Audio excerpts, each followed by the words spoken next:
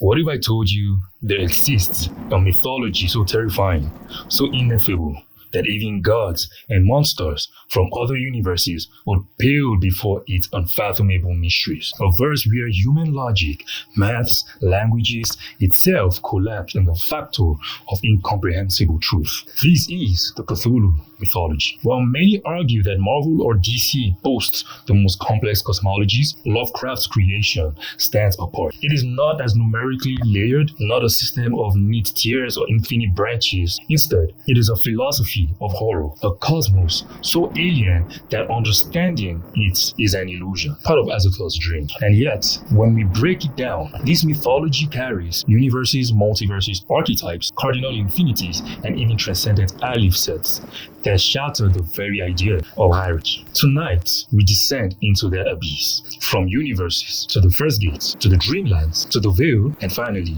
the ultimate mystery. And without further ado, let's dive right in. Now, to the universe, the building blocks of horror. The first layer begins deceptively simple. Universes. In the story of Corains, Violet Gas explains that these individual universes are infinitely vast. Each operates under entirely different laws. Some allow life, others deny it. Some operate under alien constants, others defy physics altogether. Now, from this, we discover a horrifying truth. The prime universe births others through egocentric archetypal existence. Every action in the main verse ripples outwards, spawning infinite possibilities, not just worlds, but even reshaping the concept of life and death themselves. You see, in Achilles' letter, Albert Wilmarth uncovers hints of a supercosmos, an endless expanse where each universe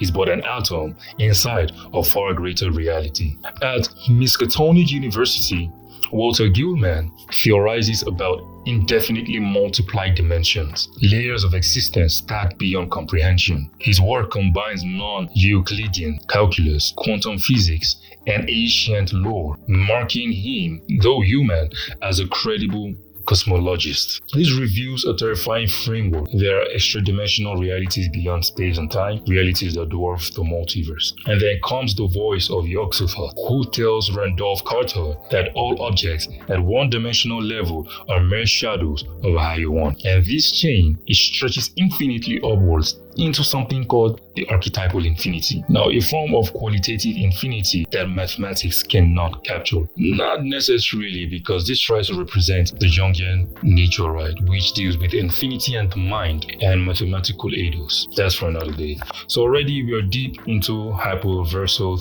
territory already. Well, this is only the beginning. Now, the first gate and the outer extension. Enter Randolph Carter, dreamer, wanderer, and perhaps the most important figure in all of Lovecraft mythos. With the silver key, Carter performs a ritual. At first, it seems like time travel, his consciousness sent back into his childhood body. But when he attempts the ritual again, everything changes. Carter feels himself detached from time and space entirely. He is no longer bound by age, by location, by casuality. He has crossed the first gate into a realm outside time itself, the outer extension. Here, he discovers a trans-dimensional truth, the material world. Everything we call reality is only shadow and illusion. Beyond the first gate lies the true substance, a many-dimension, undimensioned, and timeless realm. The outer extension does not simply contain the multiverse. It holds an infinity of infinite-dimensional universes as if they were dust. Compared to it, our cosmos is less than a shadow. This is the point where the mythos transcends the idea of multiversal scaling and moves into outerversal. Now, the dreamland, the cosmic labyrinth. The next chapter is the dreamlands. And make no mistake, these are not ordinary dreams. They are a universe deeper than matter, time, or space. Through rituals, drugs, or sheer will, dreamers project their astral forms here. Within the dreamlands, sensation exists that cannot be described in human language. Time becomes illusory. Eons pass with no aging. Journeys carry them through limitless vacuum beyond thought and entity, each layer revealing high infinities. Randolph Carter himself rides upon Nyarlathotep's haunting horrors into the ultimate void, falling through sentient blackness for what feels like universes being born and dying. Eons upon eons of descent. In this realm, the veil is mentioned, a boundary separating mortal comprehension from truth, so raw they annihilate perception itself. And here, in Carter's narration, every brightest light is paradoxically described as blackness heaped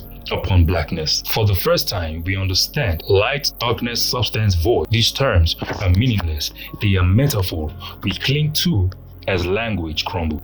The dreamland leads inexorably towards the ultimate gate, and beyond it lies the ultimate void. Now, the ultimate void, the outer darkness. Walter Gilman once described it as an ultimate blackness where alien vortices swirl on the laws of no cosmos could conceive. This is the ultimate void. It surpasses even the infinite hierarchy of the dreamlands, standing as an unreachable abyss, a darkness so absolute that even the dreamlands cannot penetrate it. And yet, Carter does. He passes through the ultimate gate, and behold what lies within. He discovers infinite incarnations of himself across time and space. He loses his identity, slipping into supreme horror as individuality collapses into nothingness. But then comes something even worse. We have the veil, the ultimate mystery, and the supreme archetype. Now, just when Carter believes he has reached the nadir of existence, he is hurled further still. Beyond the ultimate void lies the ultimate mystery, hidden behind the veil. Now, here, Carter feels an awful wonder, a limitless force that pervades all of time and space. This is the all-in-one and the one-in-all, an essence that cannot be imagined, measured, or reduced. It is what Yogso thought is to Earth's cause, what the beyond one is to alien races, and yet all such conceptions are mere fragments, pitiful reductions of the whole. The veil is not just a barrier, it is a separation greater than the gap between the multiverse and the outer extension, or the outer extension and the ultimate void. It divides reality itself from its final truth. And behind it is the ultimate mystery, the final cosmic reality that invalidates all others. Compared to it, every multiverse, every extension, every void is local and partial. From here, Carter learns of the ultimate gods, ineffable archetypes without form, known only through vague dreams. Chief among them, the Yogso-thought, revealed as the supreme archetype. Entity is not simply a being, it is the animating essence of all existence, the oneness behind every wizard, thinker, and artist who ever sought forbidden knowledge. It is essence itself, sweeping across all realities in an unbounded totality. The horror Carter once felt and the ultimate void is obliterated in comparison. In this revelation, he realizes the supreme archetype and the ultimate mystery and transcendent to everything. This is where Cthulhu Mythos touches tier 0 concept, the highest conceivable scale, infinite layering of transcendence to get there. And to make it more understandable, the supreme archetype is Yogso-thought,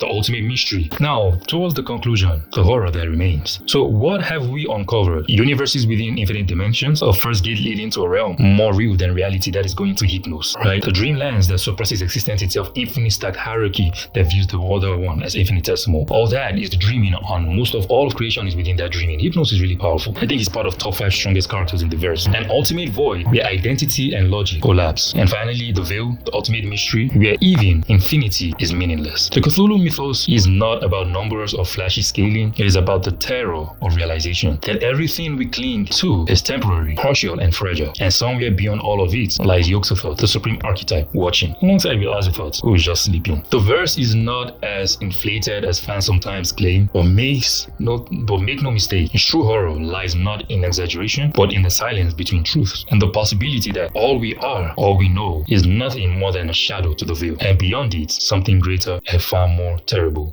So that is it, man. If you found this video nice and informative, do to like, share, comment, subscribe, and support the channel. You can see my BTC, the code is down below, and see you all next time. Peace.